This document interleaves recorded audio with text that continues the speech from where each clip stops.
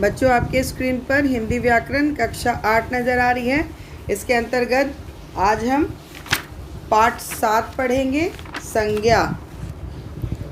आपके स्क्रीन पर संज्ञा नज़र आ रही है। किसी व्यक्ति, वस्तु, प्राणी, स्थान तथा भाव के नाम को संज्ञा कहते हैं। संज्ञा के 3 भेद हैं: व्यक्तिवाचक संज्ञा, जातिवाचक संज्ञा और भाववाचक संज्ञा। सर्वप्रथम हम लोग व्यक्तिवाचक संज्ञा के बारे में पढ़ेंगे। जो शब्द किसी व्यक्ति, स्थान या वस्तु के लिए प्रयोग किए जाते हैं उसे व्यक्तिवाचक संज्ञा कहते हैं। जैसे अबुल कलाम भारत के राष्ट्रपति थे। परिवेश हिंदी की पुस्तक है। रामचरितमानस तुलसीदास ने लिखी थी। यहाँ पे अबुल कलाम, रामचरित और तुलसीदास ये सभी किसी व्यक्ति, वस्तु और स्थान के नाम हैं, इसलिए ये व्यक्तिवाचक संज्ञा हुए। दूसरा है बच्चों जातिवाचक संज्ञा। जिन शब्दों से किसी वस्तु, स्थान, व्यक्ति या प्राणी की पूरी जाति का बोध होता हो उसे जातिवाचक संज्ञा कहते हैं। जैसे कि चिड़िया उड़ रही है, लड़का पतंग उड़ा रहा है इत्यादि।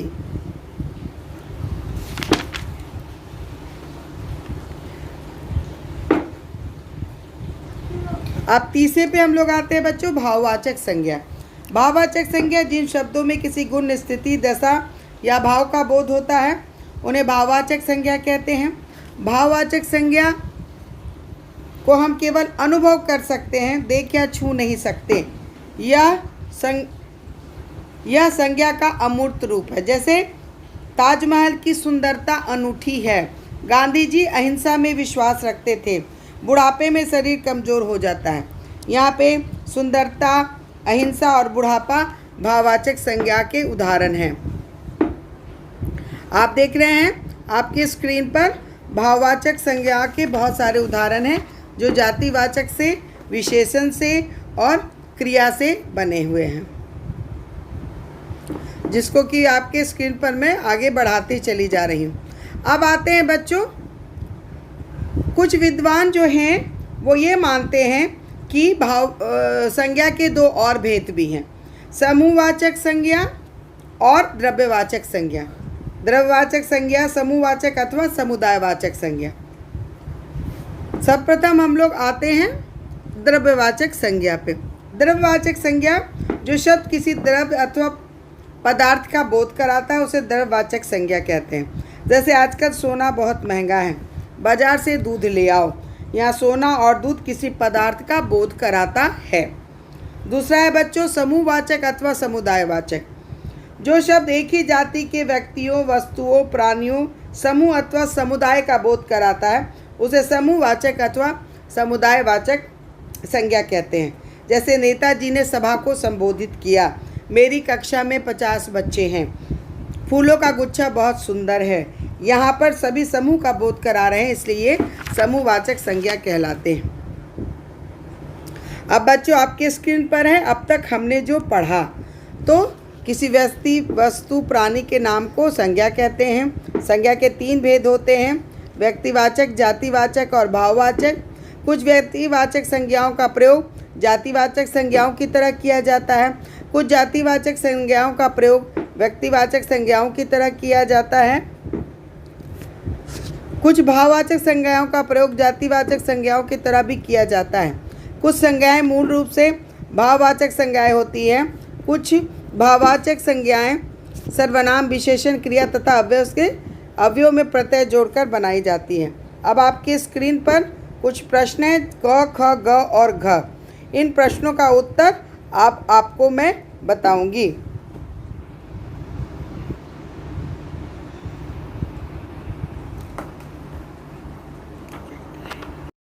बच्चों आपके स्क्रीन पर कक्षा 8 का पाठ 7 है, संज्ञा, जिसका पहला प्रश्न है संज्ञा किसे कहते हैं, उदाहरण सहित स्पष्ट कीजिए।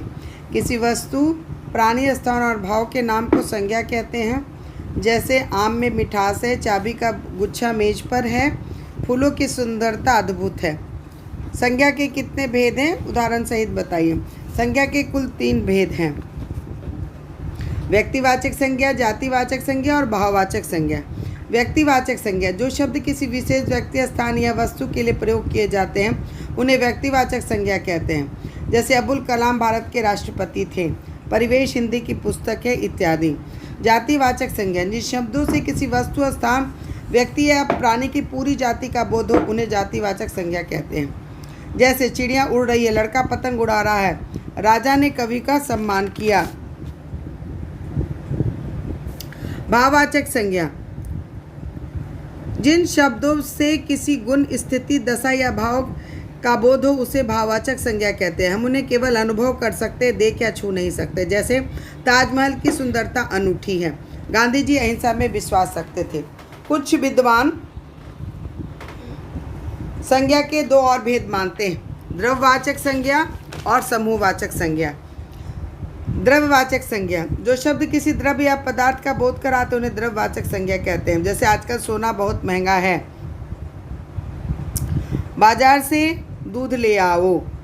समूह या समुदायवाचक संज्ञा, जो शब्द एक ही जाति के व्यक्तियों, वस्तुओं, प्राणियों के समूह अथवा समुदाय का बोध कराते उन्हें समूहवाचक या समुदायवाचक संज्ञा कहते हैं। जैसे नेताजी ने सभा को संबोधित किया, मेरी कक्षा में 50 बच्चे हैं, फूलों का गुच्छा बहुत सुंदर है। व्यक्तिवाचक और जातिवाचक संज्ञा में क्या अंतर है? कई बार व्यक्तिवाचक संज्ञा का प्रयोग जातिवाचक संज्ञा की तरह किया जाता है। जैसे देश में कितना भी भ्रष्टाचार हो पर हरिश्चंद्रों की कमी नहीं है। यहाँ पर हरिश्चंद्रों तथा जयचंद मूल रूप से व्यक्तिवाचक संज्ञाएं हैं, पर इनका प्रयोग ईमानदार तथा गद्दार व्यक्तियों के लिए हुआ है। उसी तरह से कभी कभी कुछ जातिवाचक संज्ञा शब्द किसी विशेष व्यक्ति या विशेष स्थान के अर्थ के लिए रूढ़ हो जाते हैं, तब वे किसी जाति का बोध न करा के किसी व्यक्ति विशेष या स्थान का बोध कराते हैं। जैसे महात्मा जी ने देश को सत्य तथा अहिंसा का पाठ पढ़ाया, नेताजी ने आज़ाद हिंद फौज का नेतृत्व किया। इन वाक्यों में महात्मा जी, नेताजी जातिवाचक संज्ञाएं हैं, पर यहाँ ये व्यक्ति विशेष का बोध करा रही हैं। भाववाचक संज्ञा की क्या पहचान है? जिन शब्दों में किसी गुण, स्थिति, दशा या भाव का बोध हो उन्हें भाववाचक संज्ञा कहते हैं। जैसे सुंदरता, अहिंसा, बुढ़ापा इत्यादि, ये भाववाचक संज्ञाएं हैं। भाववाचक संज्ञा को हम केवल अनुभव कर सकते हैं, उन्हें देख या छू नहीं सकते। बच्चों, ये आपका संज्ञा पाठ 7 समाप्त हुआ।